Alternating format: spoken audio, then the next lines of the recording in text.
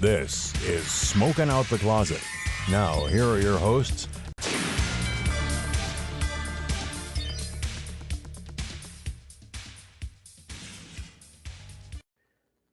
Hi, I'm Rayven. I use she, her pronouns. Hi, I'm Asmodeus. I use they, them pronouns. And welcome back to another episode of Smoking Out the Closet. For those of you who are new or just joining us, We are a queer podcast, pun intended, that talks about cannabis, the LGBT community, and everything in between. and beyond. So welcome. Are you okay over there? Yeah. So I'm a little rusty. Apparently missing a week just makes me all sorts of fucking rusty. Fucking rusty. Fucking rusty. So, for those of you who didn't see our Instagram post, we basically just got real busy looking for a new place to live in Pittsburgh. So, we're kind of doing that deal. Taking a lot of time out of our schedule. We just went to go look at another place today. That freaking sucked. It looks so much bigger online. That's why always go look at the places before you come. We didn't do that with this current one, but I mean, did we? Yes, we did.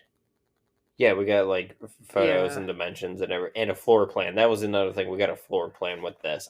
With the current one, I would not sign off on it if it didn't have floor plans and showed me the actual measurement, so I was able to see how big it actually was. Because the one that we went to go see didn't have a floor plan. Oh my god! And the landlord lived downstairs. Yeah, the landlord lived downstairs. Red flag. Red flag. Do you want to talk about what we're smoking on since it's your pick of the week? It was my pick, and you brought this home, and I was like, okay. You said I want to try this. I'm like, so do I, so let's do it. It's Papaya Paradise. It's a Talimon crossed with blackberry maple crossed with huckleberry. From who? From Natural Selections. It's 25.13% THCA. I think it's interesting. It has the Delta 9 THC on here. It's 0.75. There's some CBGA in it as well at 0.43. And then our terpenes, our top three is what all they have on here is myrcene at 0.1.193% and alpha pinene at 0.269 and limonene at 0.225. That's it. It tastes like lemon heads. Mm-hmm. That's what I said. It does taste very good. It's that high myrcene limonene combo. Yeah. Very tasty. Very nice. I immediately recognized it gives me a lot of dry eye. Whew. Got dry eye, get clear eye. Clear eyes for the dry eyes. How come those ads weren't on our nostalgia commercials or the Six Flags guy? They should have been. Oh my god, the Six Flags guy wasn't on there either. No. We've been doing this thing where we'll just randomly watch like late 90s, early 2000s like TV commercials. Yeah, it's like nostalgia compilations, and a lot of them are infomercials and like bumps for Adult Swim and like Cartoon Network and Disney Channel had some of them I've seen. And Act Now for only $19.95. Everything freaking $19.95. Yeah. Crazy. What would you rate this? I said a 3.75. I was between a 3.5 and a 4, and I couldn't figure out which I wanted to give it, so I split the difference at 3.75. That's fair. It's pretty good. I like it a lot. Other than, excuse me, it makes my eyeballs very itchy. Yeah, that's the one thing I'm just like, eh. But other than that, it's very nice. I liked it a lot. I actually gave it a 4. Yeah. Yeah. I like the flavor profile, the feelings of the high and everything I have. The effects. Mango's been hurting a lot lately. Yeah. And I've been feeling that, so. Yay. It was pretty smooth smoke. Yeah, I'm not gonna lie. It was nice. Before we get into like some of the newsy stuff, can we just say I don't know if anyone's paid attention to our social media, but we officially have a YouTube channel now. Yay. And we're posting things under YouTube podcasts, so you can actually watch it on YouTube or listen on YouTube Music, which is real cool. Heck yeah. And I've got the first 5 episodes at this point uploaded, and I did not realize how different things starting then and things starting now are. Yeah. Because first it was just, we still did our names and pronouns. Yeah. Obviously your name's changed since then. Yeah. But you and me started with very like trying to be compliant of how Pennsylvania is. Yeah. And try to keep everything kind of like on the up and up. We would have our own strains. Yeah. And not even review it, just say, hey, I'm using this product and I'm using this product. And they were two different products and we were vaping them. And then I think it's around by episode 6, 7, we're just like, fuck it. This is hard. Yeah. Let's not. I don't want to be compliant anymore. For legal reasons, we are so compliant. Yeah, for legal reasons, we still do everything the way that we're supposed to. Do you want to talk about your thing first, or how do you want to do this? You can talk. I'm so sorry about one. You can talk about one of your things, and then I'll do a thing, and then you can do a thing. Okay, I'm going to end on a real heavy thing, just so it's easier for people to skip. Okay. Actually, a lot of the things are. I don't know. No, two of them are only real heavy. So I'll note when my heavier ones are getting started for y'all listening or watching. I'll note when the heavier ones are coming, so you can just either skip straight to the end, or kind of just like a trigger warning and everything for y'all. So the first thing I wanted to talk about, make this a little fun for us. One of my coworkers introduced this to me, and we've been making a joke about it. So, CNN Business is where I kind of pulled up the whole like official thing. But July 20th, 2023, a LGBTQIA plus ran company, or technically it's made by Spencer Hodson, Hodson, Yeah, Hudson has made a new canned vodka soda in kind of like a middle finger to Bud Light, since they didn't stand up with the community after all the shit Dylan Mulvaney was getting. Mm-hmm. Created a a canned soda vodka called Gay Water. And we've been making jokes about it at work. We've been doing the whole Alex Jones thing, like they're putting chemicals in the water and they turn the freaking frogs gay. Do you understand that? Gay frog. Look, Alex Jones is a piece of shit, but that meme that came out of that was just gorgeous. Fucking funny as shit. It's still funny. I love it.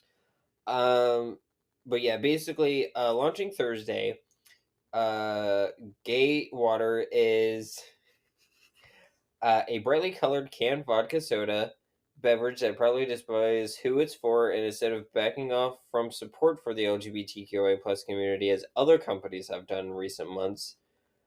In other words, where Bud Light has buckled under the pressure as bigotry grows against the community, Gay Water's creator Spencer Hudson, sorry if I'm mispronouncing your name, wants his new boozy brand to be the antithesis of that. Quote, the key issue that Bud Light tapped into when the fact that they didn't understand their core audience enough about them, Hudson told CNN. They also quote Hudson as a gay man like 4 different times in this article, which is weird to me.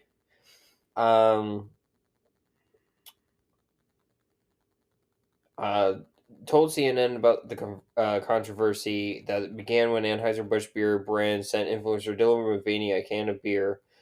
Quote, they just went silent, and I think in 2023, when you have to be communicating because people communicate themselves if they're not hearing you, end quote. Gay Water, however, is out and proud. The canned cocktail is named after the colloquialism given to popular mixed drink vodka soda ordered at bars by the gay community. I did not know that. I did not know that we call that Gay Water. I don't normally drink vodka soda. when I do drink, which I don't much anymore, I am a rum girly or a whiskey girly. Like, I drink the hard liquors. I've become a tequila boy. Tequila's banned at my parents' house for a reason. For obvious reasons. It's dangerous. But yeah, we now officially have gay water vodka sodas, and I want to buy them because they come in. Crap! I lost the article. Hang on. They come in watermelon, peach, lime, and grapefruit. For all the trans girls out there, don't drink the grapefruit ones. Your estrogen, or no, your Spiro. Their Spiro that does not do well on that. Yeah, for those of you who like the chemistry and the other stuff behind it, it's because something in the grapefruit speeds up the metabolism of drugs, just in general. So if you're on any sort of antidepressant, anti-anxiety, slow release medication, stuff like that, just stay away from grapefruits. Your medicine will, if you're concerned about it, your medicine will 9 times out of 10 say do not ingest or do not take grapefruit while using this medication. Mm-hmm. Do you want to do your thing? Yeah, I'll do my thing. So I found this article the other day from Marijuana Moment. It says new congressional amendments would end marijuana tests for federal job applicants and encourage psychedelic research. Nice. Which that title alone got me. Representative Robert Garcia, a Democrat of California, introduced 2 versions of the same cannabis measures for separate appropriations bills, one covering military construction, veteran affairs, and regulated agencies, and another on agriculture, rural development, Food and Drug Administration, and related agencies. It would prevent the use of funds to drug tests I'm so sorry. I don't know why I'm having such trouble speaking right now. You're fine. It would prevent the use of funds to drug test most applicants for cannabis at the agencies covered by the legislation. There's also no amendment to the MilCon/VA bills from Representative Jack Bergman, Republican from Missouri? Michigan? I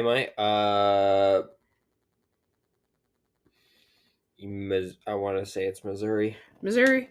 And Lou Cora, a Democrat from California, that is meant to encourage the U.S. Department of Veteran Affairs to carry out, quote, large-scale studies into drugs like psilocybin and MDMA that have been designated as, quote, breakthrough therapies by the FDA. The sponsors are also the founding co-chairs of Congressional Psychedelic Caucus that promotes research into ethnogenic substances. Sorry, I got stuck on that word. Yeah. Yeah, this is pretty cool. Like, that's the thing that I've always been like, why, if there is, if you can see it's helping these people as like a medication and stuff, why are we still screening it for like federal jobs and things? And this also seems like a step in the right direction and making it so it's like, if this is going to happen, I feel like it's just going federally legal is right around the corner. I mean, it's definitely like a lot better step. It kind of depends on how everything's voted on, I will say. And how far it gets, because it might just end up in like legislation hell, essentially. Yeah. Or it's passed the committee and just died before it got from like the House to the Senate or the Senate to the House, and it's just basically just sat there till it timed out. That's good. Well, hopefully it doesn't end up there. Yeah, I hope not. The article goes on to say that earlier this month, Garcia had filed an amendment to the National Defense Authorization Act that would have prevented security clearance denials for federal workers over prior cannabis use. But that proposal, in addition to more than a dozen other drug policy reform and amendments filed by bipartisan lawmakers, were ultimately blocked by the GOP-controlled House Rules Committee, which will also decide whether these new amendments can receive floor votes. That's where I think it's going to fail a lot, personally, because as we've seen right now through the most recent session of the federal government, the fucking Republicans don't care about the veterans. No. They do not fucking care about the veterans. They have blocked so many bills and legislations that would actually help the vets. They do not give a fuck about us at all. And that pisses me off. And people wonder why. Like, not all the Democrats are good. There's a lot of Democrats that are on my shit list. But the fucking Republicans, the hypocrisy. I don't like hypocrites. Yeah. And we got to support our troops. We got to support our veterans. And then actively vote against bills that support the vets. Fuck you guys. Is there anything else you want to add on your thingy? Yeah, no. I mean, it goes to say that like the FDA has designated psilocybin and MDMA to be breakthrough therapies. Talking about like trying to promote research for them. MDMA, that's Molly? No. I can never remember. Fucking I don't do most drugs. I don't either. So I have no idea. I know it gives you ego death. Yeah, I know a couple. I'm not going to say which ones on the podcast, but I know a couple of them.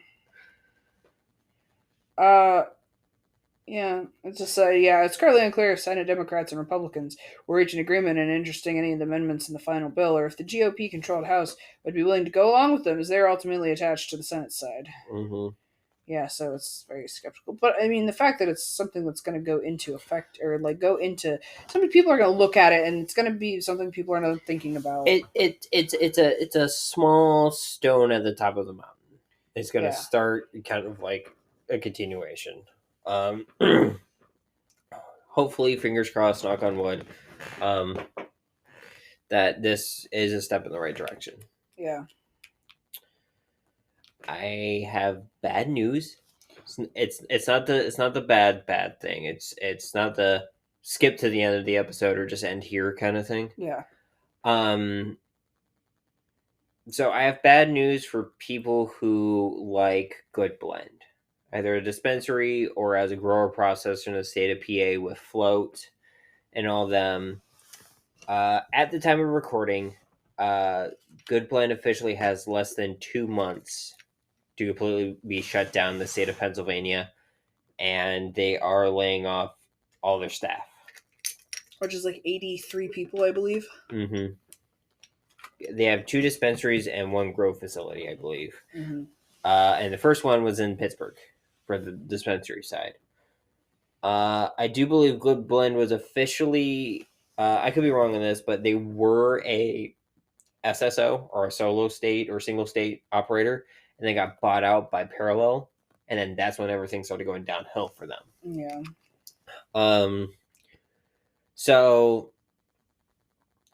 I reached out and asked them, like, hey, I introduced ourselves. I said, we're writing to see if we can get some information on the closure of the Goodblend dispensaries and the grow facilities in the state of PA.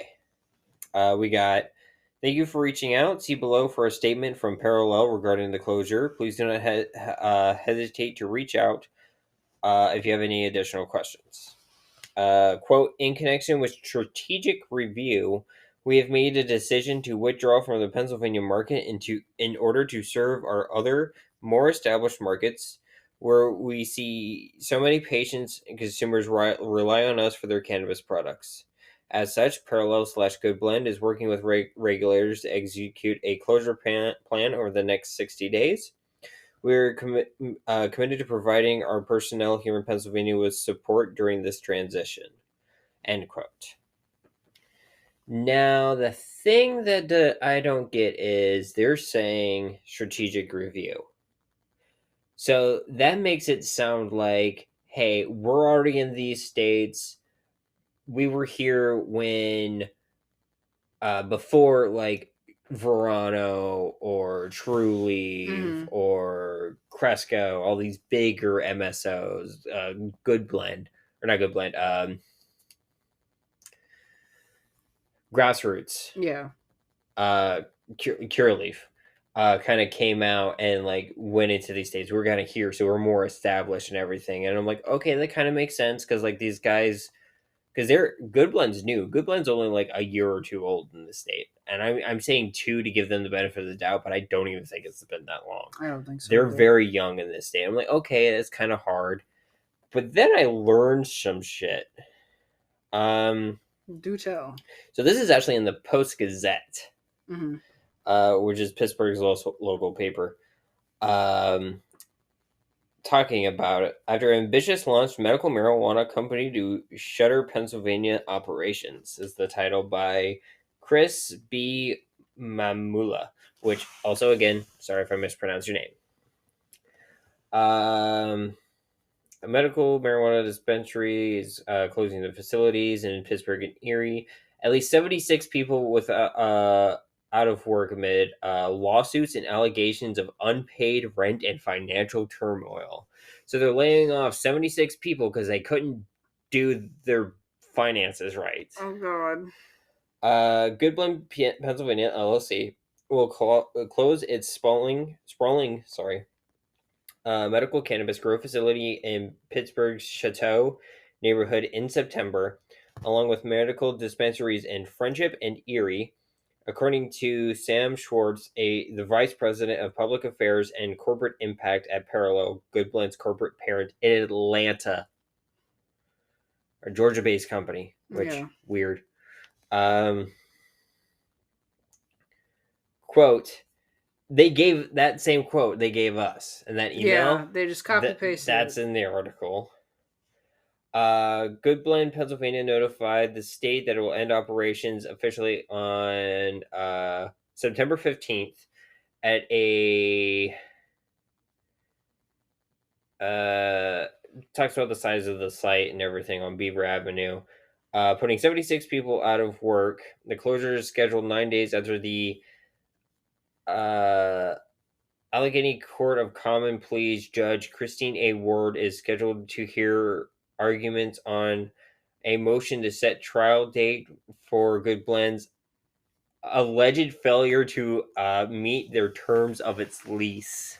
Oh my goodness. They couldn't fucking pay rent. I also heard they owed about $500,000 to the construction company that built their location in Cranberry, and that's why they didn't open. So here's where we're going to get into the meat and potatoes of like the actual lawsuit. Goodblend signed a 20-year lease for the Beaver Avenue site in May of 2021.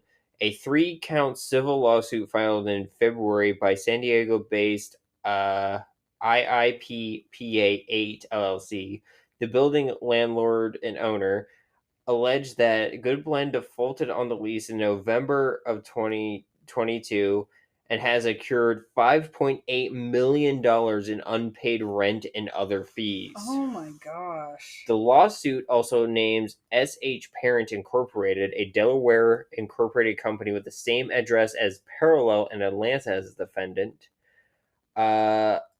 SH Parent Incorporated is a, quote, indirect or direct parent entity of Goodblend, Pennsylvania, which co-signed the lease as a guarantor, according to the lawsuit.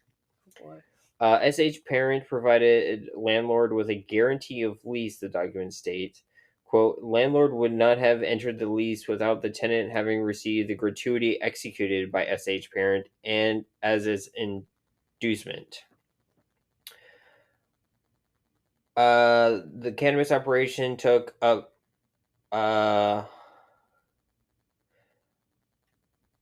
124,000 square feet of the Beaver Avenue building, which also counts as the Highmark Inc. and Weisner Steel Productions Inc. as tenants, according to the Pittsburgh Business Times. Delinquent rent's not the only company's worry. Goodblend, Pennsylvania is also facing a second lawsuit in the Common Pleas Court, which the Atlanta-based Sutera Holdings filed Monday as an emergency petition to disband the company Sutera, a division of Parallel, also named Medical Bloom Inc. of Naples, Florida, as a defendant. Effort to reach Medical Bloom, which has a minority ownership in the stake of Goodblend, was unsuccessful. Goodblend, quote, Goodblend is insolvent and does not have funds required to make its lease payment and to pay other creditors continue its operations according to a lawsuit seeking liquidation of the company. Sutera is asking the court to prevent Medical Bloom from interfering in the dissolution of Goodblend.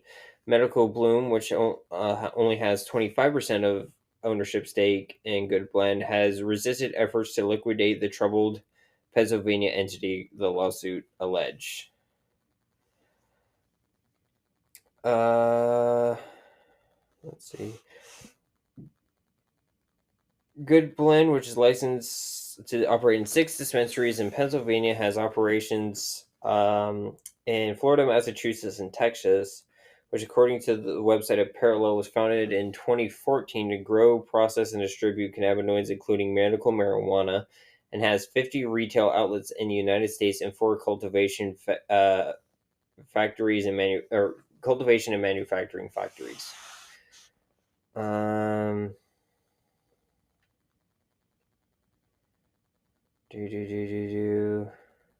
Yeah, it doesn't say anything about the Cranberry location at all.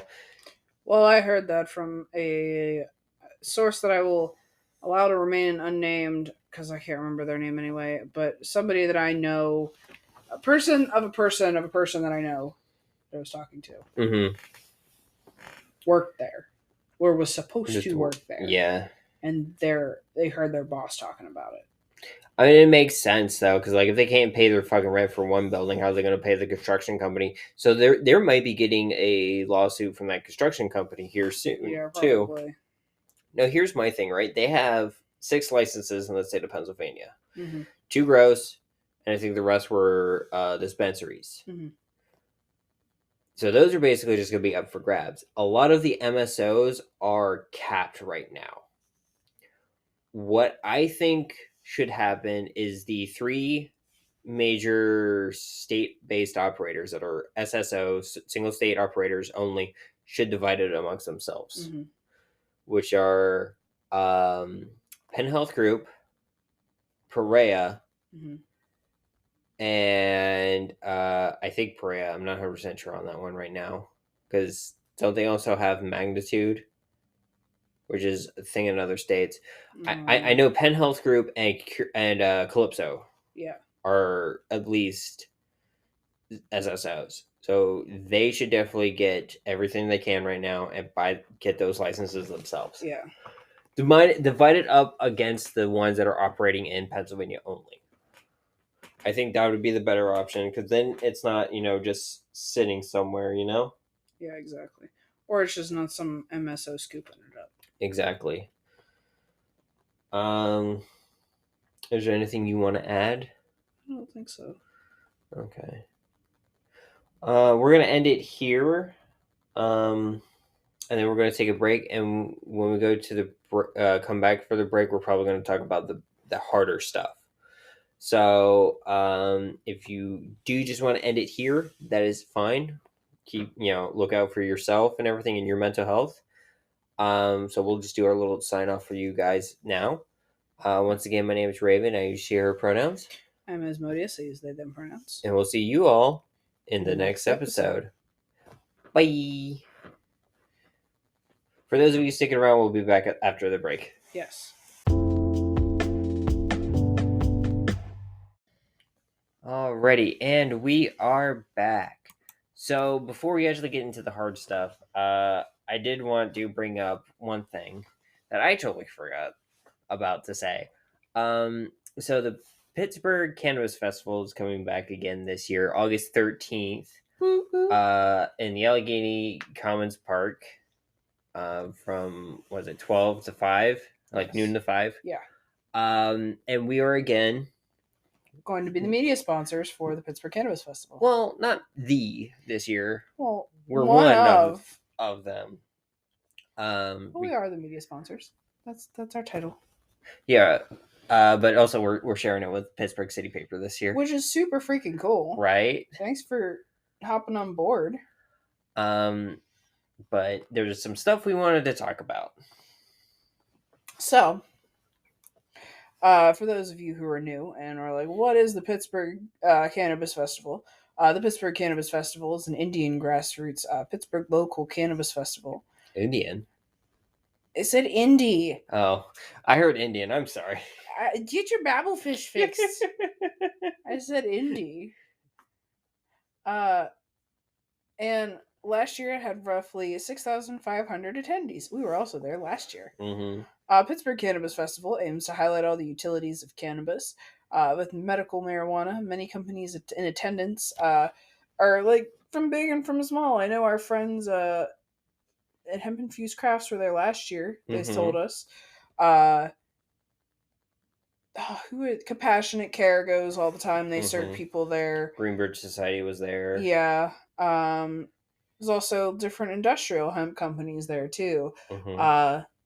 Black Bear. Is the Hempco there? They weren't there last year. Maybe they'll be there this year. I think they started after. Yeah. I think they were more of a this year start company. Maybe they'll be there this year. That'd be cool. You can buy hemp shirts and things. Prime Wellness is supplying this year's exclusive Pittsburgh Cannabis Festival 2023 shirts. There's also bioremediation. They like to do sustainability as a theme again this year, like we did last year. With energy used on site is being supplied via solar and other clean methods, which is super cool. And a zero waste sponsor. I love that they have the recycling and like the environmental waste bins while we're there. Yes, I noticed that with Pride too.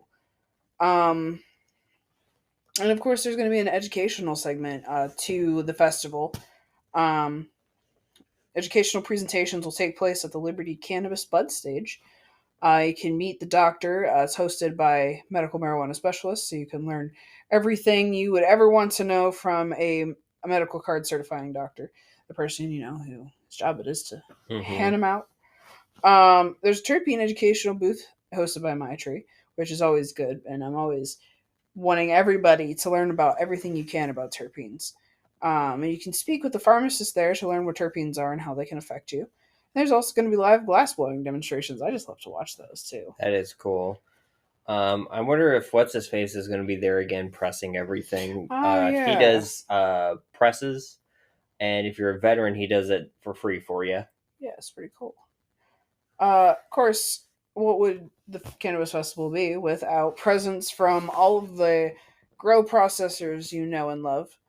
Terrapin, Arrow, Curaleaf, Zenleaf, Organic Remedies, Prime, Liberty, Maitri, they're all going to be there. Probably more. This is just a small list, totally not comprehensive whatsoever.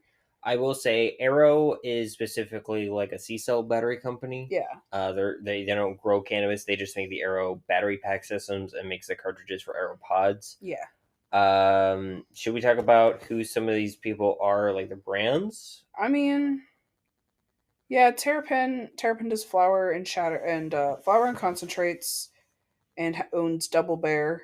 Leafa is their new one. Yeah. We just talked about Arrow. Curaleaf is Curaleaf, Grassroots, Select. I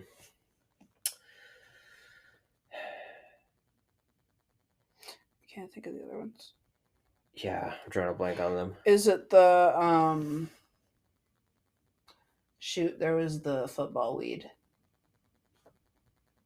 The Heisman one? Yeah. No, that's Standard Farms. That's Standard Farms? Yeah. Okay.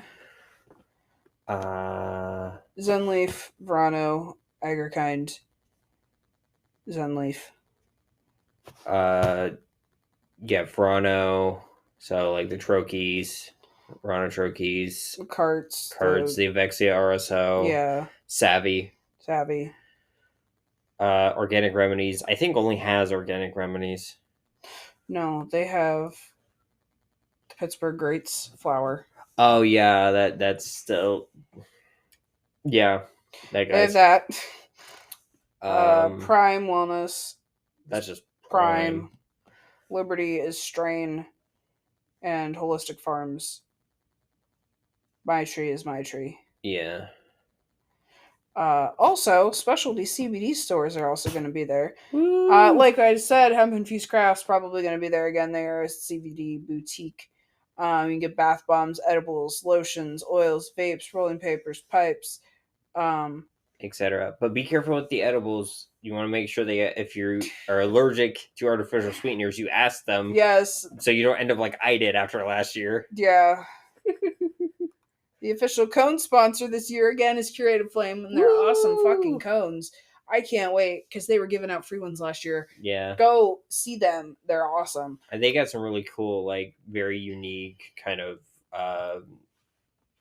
devices that you can use and buy. If you want to volunteer for the Pittsburgh Cannabis Festival, you can hit them up at info@pittsburghcannabisfest.com and find out how you can get involved with them.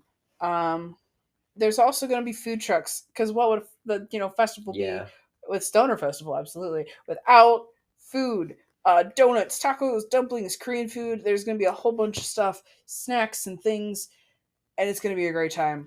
I'm so excited that we get to be there again this year. Me too. I had a great time last year. We're not going to be running around like chickens with our heads cut off. Didn't we have Millie's first time last year?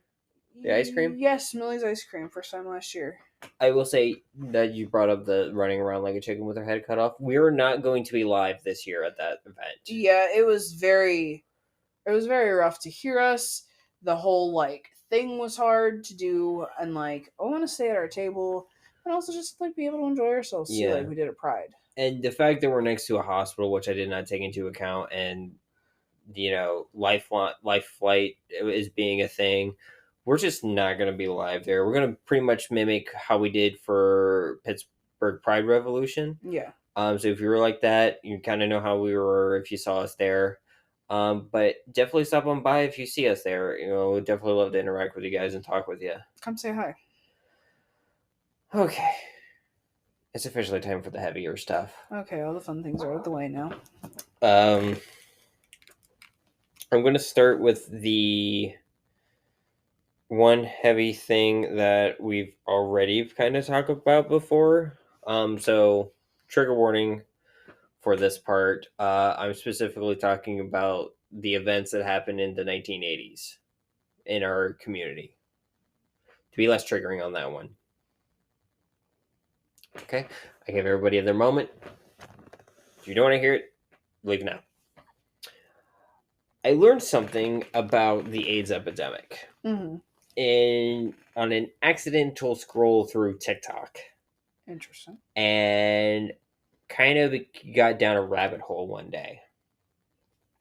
And so before the AIDS epidemic, you got to see a lot more body positivity from the gay, specifically the gay male community. Yeah. Everybody of every body type was there. People who were scrawny, people who had a little bit extra, people who would consider bears, large men, average men, buff men, whatever,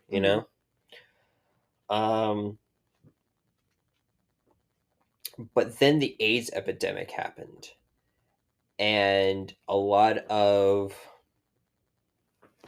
them noticed that, and a prime example, a lot of people will say, kind of see of how they, how they envision someone affected by AIDS is you look at Freddie Mercury in his last few months of life.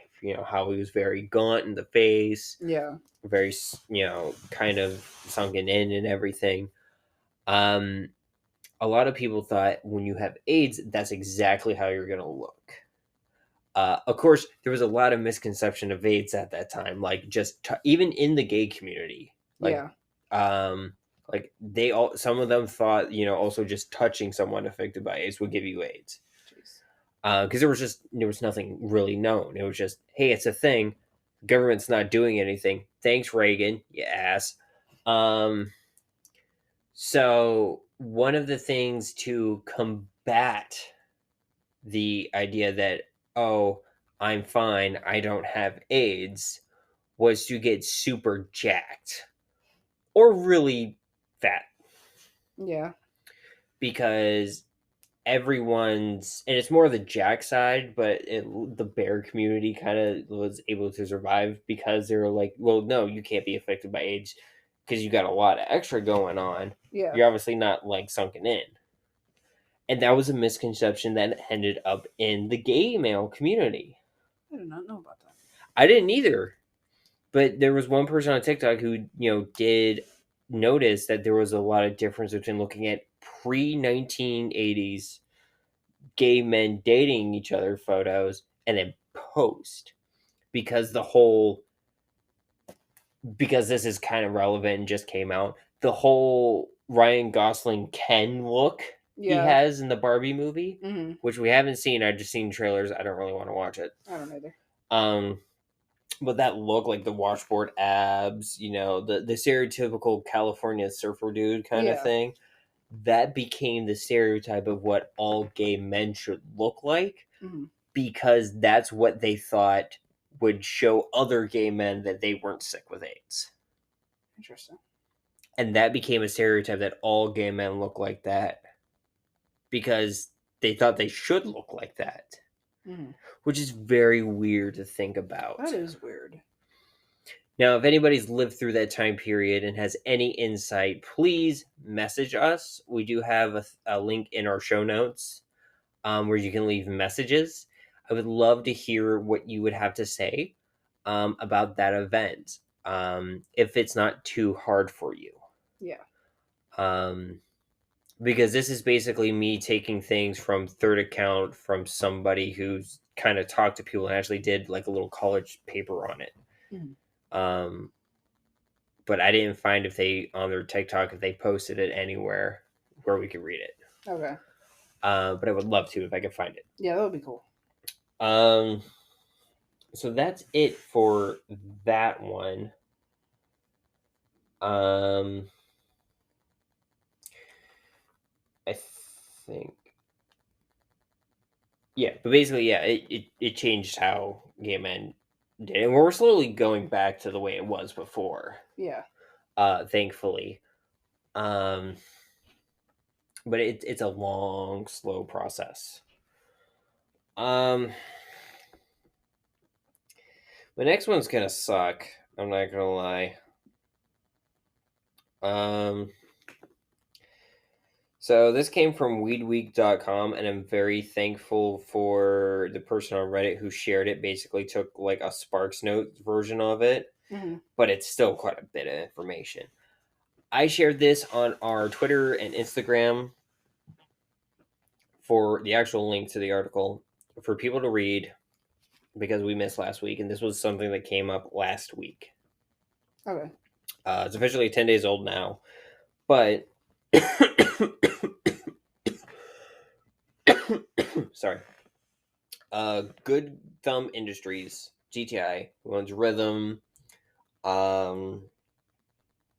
Good Green, and a couple other brands. Yeah. Rise dispensaries. Had a worker collapse and die during their shift at the Grow manufacturing facility in Rock Island, Illinois. Oh, wow. This is we've talked about an article like an event happening like this in Massachusetts or Michigan. Yeah. Michigan with True Leaf.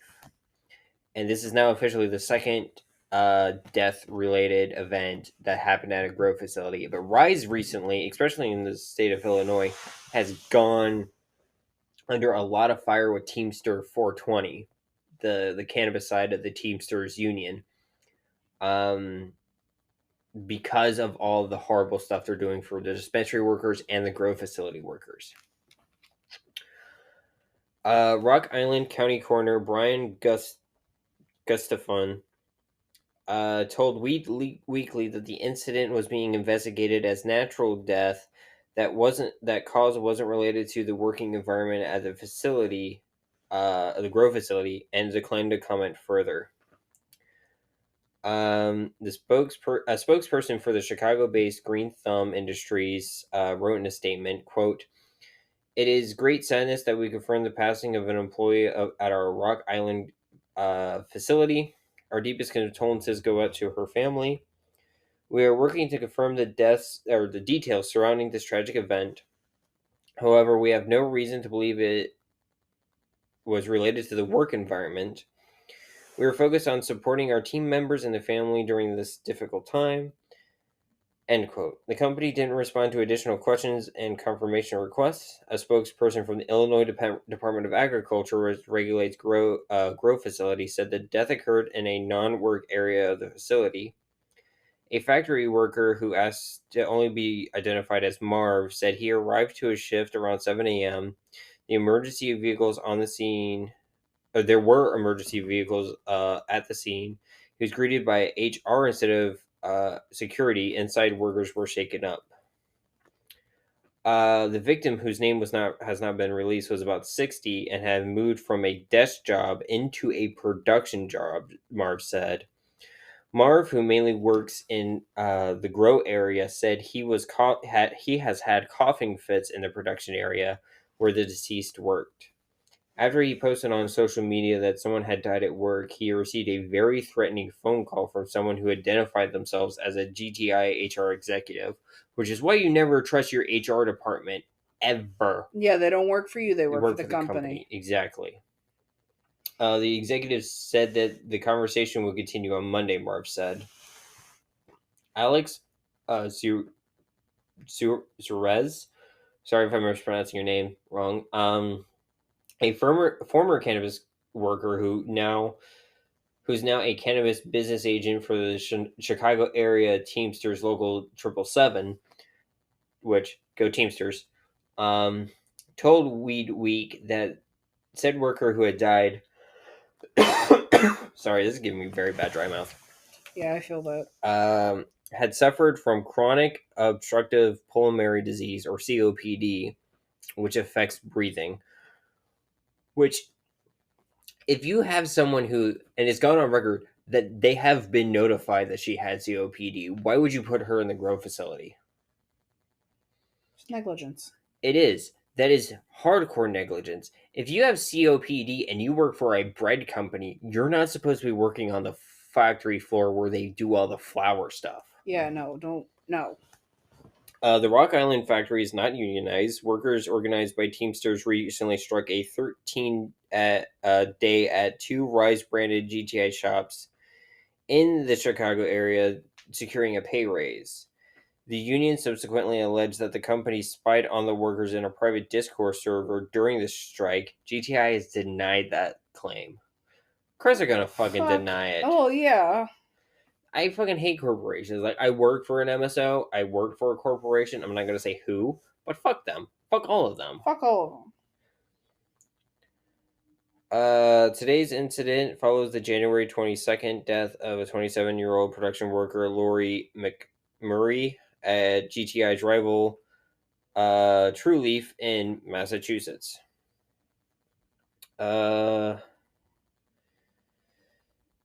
OSHA determined it was due to inhalation of cannabis dust for McMurray, and True Leaf has only paid about $14,500 in fines. What the fuck?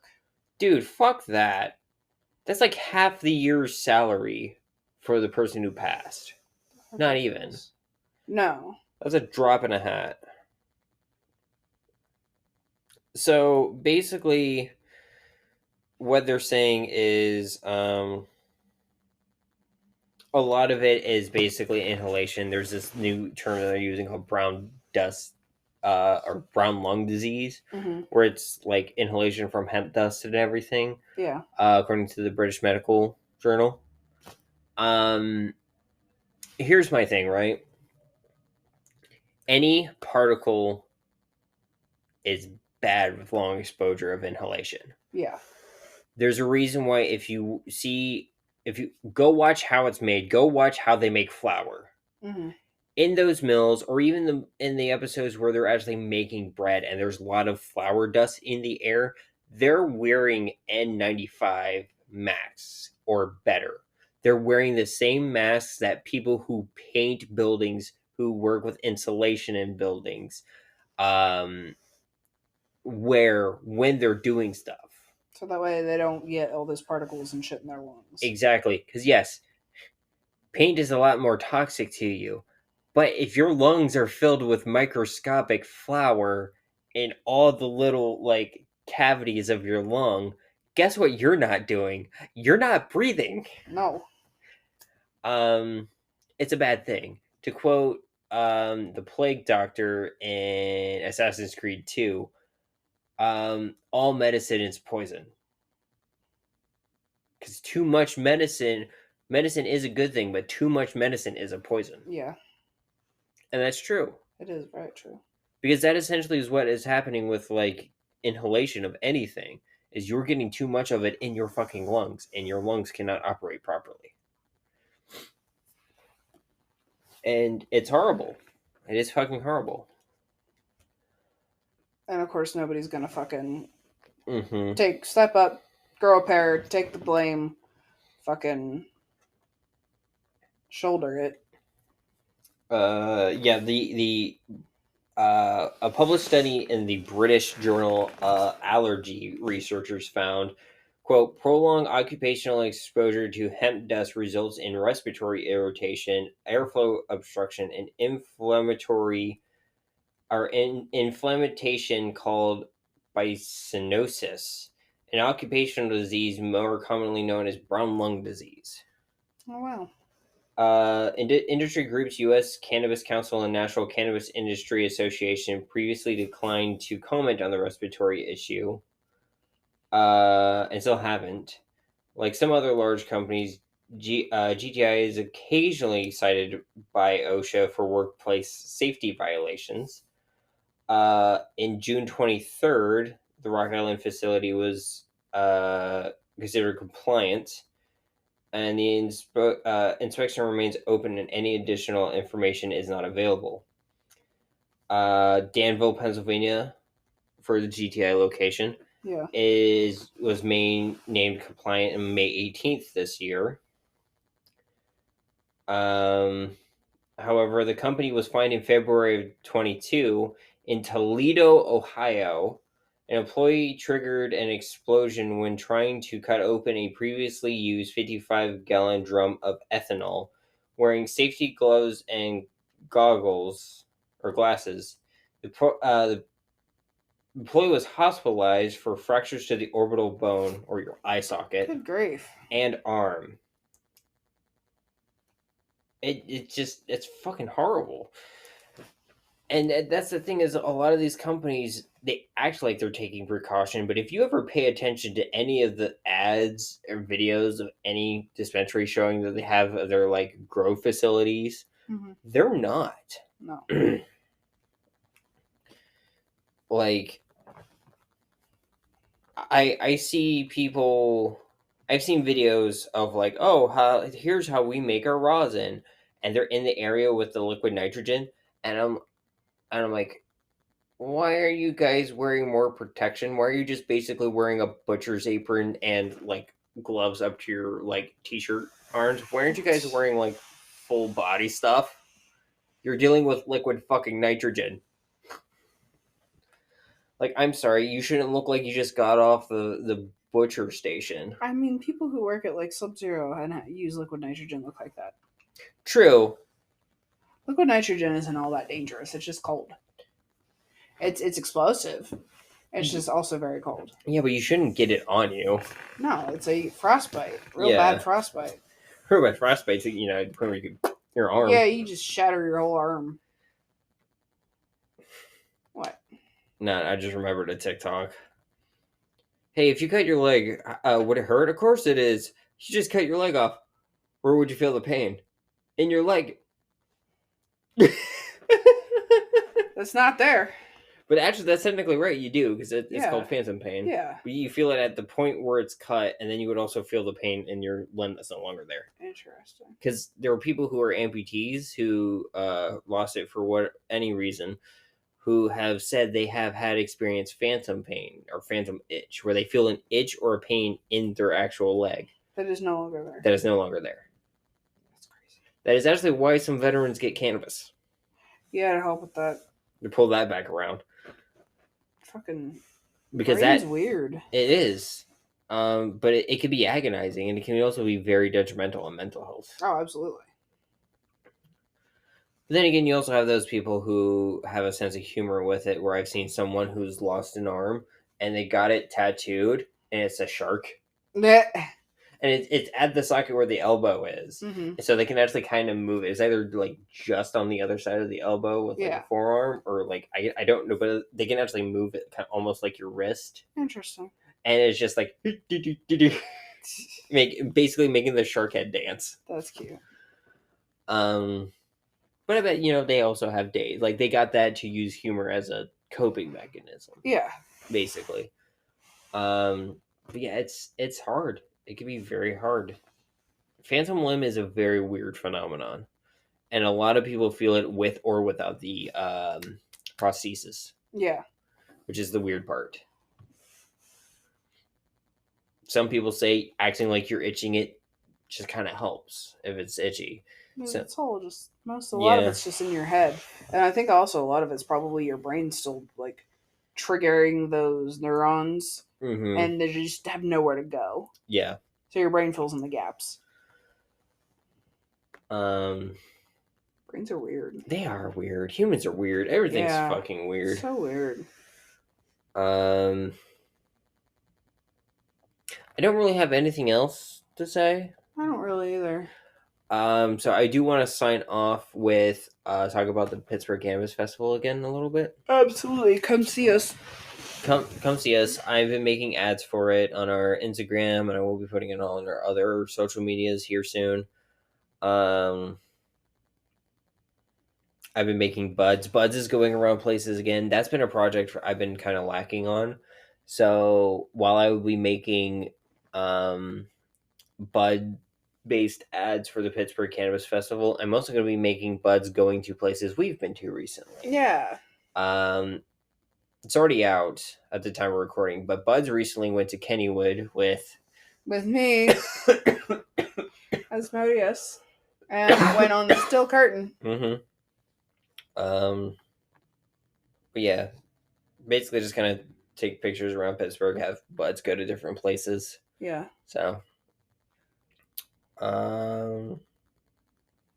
anything else you want to add? I don't think so. Oh, sorry. No, it's good. It's very late. It is. So once again, my name is Rayven. I use she, her pronouns. I'm Asmodeus. I use they, them pronouns. And this has been another episode of Smoking Out the Closet. Bye. Bye.